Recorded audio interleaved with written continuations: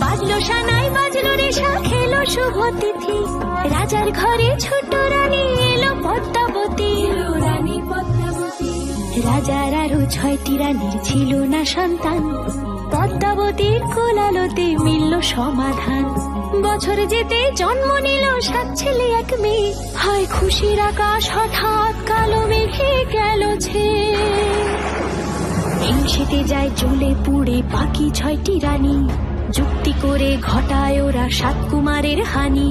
সুযোগ মতো 7 ছেলেকে মাটিতে দেয় পুঁতে, বাঁচে একা পারুল ওরা পায় না তাকে ছুতে।